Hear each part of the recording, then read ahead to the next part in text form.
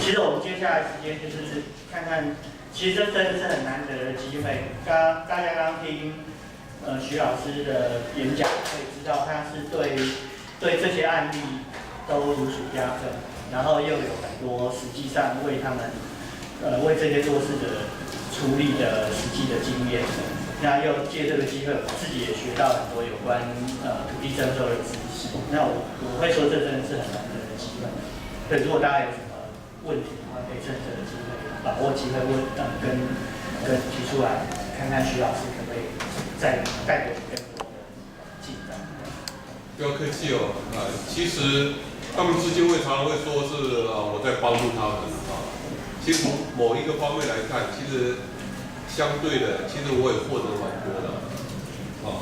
透过我跟资金会在一起，其实我学习了学习很多就不纯然是我在帮他们，其实很大部分是他们也在帮我。这里要顺便跟各位讲，你透过实践刚刚这个黄老师刚才你跟我讲，透过一个实践，其实透过实践往往可以学到很多东西好吧，那你们不要客气哦，不要客气，有什么问题来？我是我以后对公共服务有兴趣，所以想问你对牺牲，你刚刚说牺牲小我完成大我和基本人权的保障，要怎么取得？这个问题，也就是你这个问题非常的棒非常棒。其实像以都更为例我们透过人数的比例、同意率超过1/2或2/3，我们就认为这个是公共利益。那我们要思考这个问题其实这样的概念，大法官是宣布是违宪的。那为什么会这个样子？透过这个同意跟反对的比例，就可以彰显出所谓的公共利益尤其像土地征收是个基本人权的课题基本人权的课题可以透过投票来决定比如说大埔这个地方当地有个里长，大埔里的里长说：“哎呀，我们来进行公民投票，看看最后这事物要不要拆。”各位有没有看到这新闻？拆人家房子可以用公民投票来决定吗？是吧？这是不是你心中的一个疑问？我特别跟各位一定要特别强调的，基本人权的议题不是透过投票可以来解决的。你违背了征收的要件你就不能够进行征收。纵然人数很少，你还是不能够动用征收，可以吗？这是一个很重要的关键基本人权的议题不是透过投票可以来解决的，基本人权的议题要透过沟通、协商、对话、讨论、包容，大家一起来决定公共利益，透过这样的方式来慢慢的解决。那可能大家会觉得这可能还没有经济上的效益，但是很抱歉，基本人权的议题不是在跟我们谈经济的效益，可以吗？我要跟各位举个例子，在日本都更的六本木之丘，各位有没有听过六本木？我们现在要把华光社区弄成什么？台湾的六本木，我们对自己在看没有信心的这样要把华光社区弄成什么？台湾的华尔街有没有？台北的华尔街，台北的六本木，那都是引用这些外国的名词。我要跟各位讲，六本木之丘也是个都市更新案。我已经去过2遍，因为台湾往往去日本东京考察都市更新，一定会去这个地方。它已经盖成非常高级的很多的这个百货公司了，办公室。各位知道吗？六本木之丘它总共耗费了17年，17年，它真正的硬体建设只花了2年半。其实现在硬体建设很快一个房子要盖，其实很快就盖得起来。重点是前面的协商，好吧？所以我刚讲17年，后面的2年半是硬体建设，那我们就知道了，那他总共协商了几年？前面的14年半、14年大概都是在进行协商，在进行对话，在进行讨论。都问了，我们的都更有花那么多时间吗？我们士林文林院有花那么多时间吗？我们都追求要快，对吧？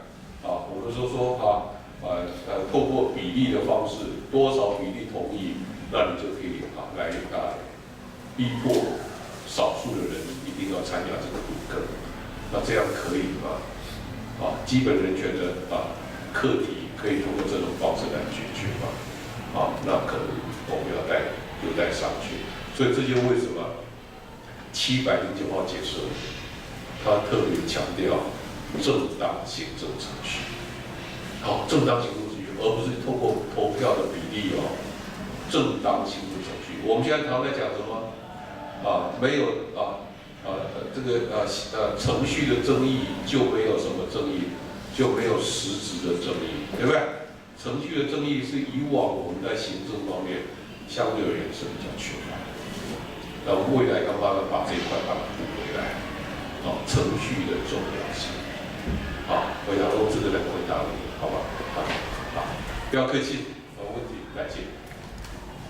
为什么政府不愿意听，媒体也不愿意报？我说的听是指说，就是听，就是像田老师你这样的仔细的分析。虽然他们就是表面上那些行政官员听，可是为什么他们没有力量去做？也就是说，就是没有付诸实行。这个问题也很好其实这个土地开发背后的利益非常大，背后非常大。我刚刚那一章特别提到为什么中州那么多，很关键，最重要是政治的因素，已经变成一个土地炒作集团，背后非常利益非常大，而且他们掌控了我们的公共政策的走向。其实我们现在在反对征收，其实刚好是打到现在政府的执政的很关键的命脉，好不好？现在它的很重要的命脉就是在土地开发，所以他一直不放我们逼着他要改土地征收管理，一直不改。所以我们这个案子跟洪仲丘的那个案子是不大一样。洪仲丘的案子25万人走出来，对不对？精神法马上就改变。但是土地征收这个案子有很多像刚刚黄老师所讲的，有它政治经济很重要的结构面的意涵在里面。我们现在的主政者已经是很重要的，靠土地开发来维持他的政治上的生命。所以他明明知道应该这么做才对，但是没有办法，他还在不断的进行土地开发、土地的征收、土地的炒作，好不好？我要跟各位讲一个数据，我们全台湾的都市计划区总共有438人，我们的目标人口数跟实际居住的人口数相差678万人。这是一个很大的差距我们的目标人口数跟实际的人口数相差678万，那表示什么？我们都市计划区都不要增加，我们都市计划区也不要扩大，也不要变更，我们就可以再容纳678万人。所以台湾的人口才多少？2300万。对，我们有很腐烂的都市计划，还可以容纳全台湾人口量的大概1/3增加。那为什么会这么样的都市计划？为什么这种都市计划？其实都市计划我刚刚跟各位分享，都市计划变成一个政治利益交换的场域，这是蛮关键的我们的都市计划变成是个政治利益交换的场域，变成是一个土地炒作的一个场域。变成是一个巩固派系利益跟地方封角的很重要的工具。这里背后有很严重的政治的隐含在里面，所以利益很大，所以要改相对而言不是那么容易。但是我们要冲冲看，一定要冲冲看，因为你可以看张三丰这种例子，他何错之有呢？他有何罪之有呢？但是他百般就被牺牲了。那各位也要跟各位报，绝对过世的绝对不是2个人，一个叫朱阿嬷，对不对？朱阿嬷是3年前喝农药，喝3年前8月3号喝农药，绝对不是只这2个人而已哦。我们在大埔那边接触这么久，有很多人其实都受不了，都很早大概60岁上下就走了，因为心里面非常的郁闷，你知道，所以我们去那边，常常有人就跟我们讲，谁又走了，谁又走了，其实死的绝对不是只是这2个人的。苗栗先生老师在那边宣传说98%同意，2%反对，各位听过吗？98%就是什么？去缴交土地权状，就是要领地的，那个叫同意的，他认为同意率是98%，其实那是不对的，因为区段征收只给你2条路可以走，一个就领钱，一个就领地，2颗都是烂苹果。你懂意思吗？2个都烂苹果，你没有别的条路可以走，没有别的生路，英文叫 no way out。他政府是给你2条路，你要领钱，不然你就领地。所以最后民众被逼得没办法，我是只能从2颗烂苹果当中挑1颗比较不烂，但是它还是烂，懂意思吧？那政府给你一个最后的期限，你知道吗？大部分的民众都是最后那一天才去交权状，一边交一边骂，一边哭一边骂，他是这样去交权状。那刘正宏把他说这是同意率，其实我们的解读不是同意率，我们的解读叫做投降率。有98%，很大部分都是投降，因为没有办法，对方是个这么霸道的县长。有没有？他自己也讲过自己很霸道。对方是非常的霸道，那个权力是非常的不对等的，一个是权力的大者，一个是几乎是没有权力的。所以你可以看这些为什么都挑在这些社会弱势，都是农民这个地方，就是因为他们缺乏政治力，就是一个最小抵抗原则。你看这些征收案哪一个发生在台北的？